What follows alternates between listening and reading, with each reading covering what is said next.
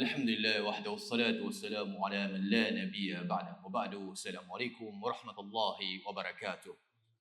Mga minamahal kong magulang kapatid sa pananampalatayang Islam, tayo ngayon ay pumasok na sa tinatawag nilang Muharram, no? Ito yung first, one ng tinatawag na Muharram. Subhanallah. Imagine mo yan, na kung saan ito biyaya mula kay Allah sapagkat inabutan natin ang buwan ni Allah, Shahrallah al-Muharram.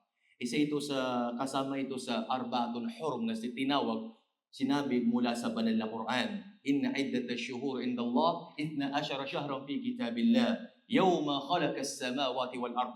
At minha arba'atun hurum.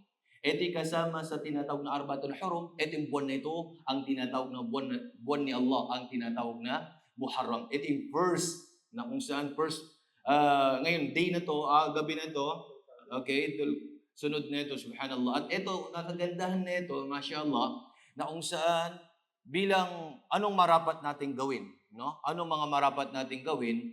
Una na dito ang pagpapasalamat kay Allah. Alhamdulillah na inabot pa natin itong dakilang buwan na ito, subhanallah. Alhamdulillah, no? At pangalawa, na kung saan ang pagbabalik loob kay Allah subhanahu wa ta'ala, na binigyan kang pagkakataon na inabot mo pa ang buwan na ito, no?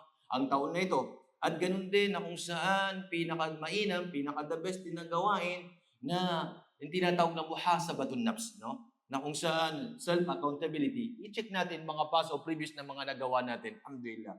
Ito na yung pagkakataon na marapat tignan natin, no, yung mga nagawa natin, ano na mga pagkukulang ko sa pagsamba kay Allah, mga gawain kong pagsunod, ano bang mga hindi ko nagawa, dapat ma-check natin.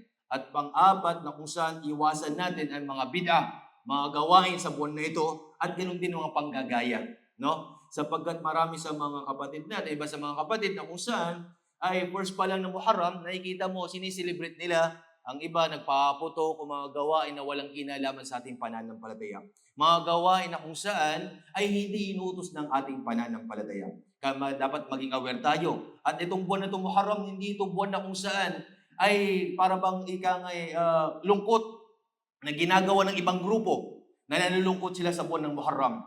No? Pagkamatay daw ni Ali, nalulungkot silang iba, mga grupo. At iba naman nagsiselebrate, tayo sa ating pananampalataya, napakagandang turo ng ating pananampalataya.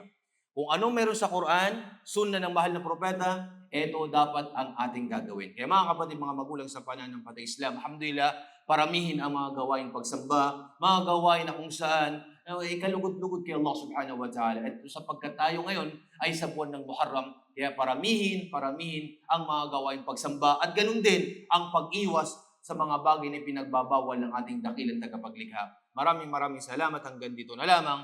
Wa akhir da'wana alhamdulillahi rabbil alamin. Assalamualaikum warahmatullahi wabarakatuh.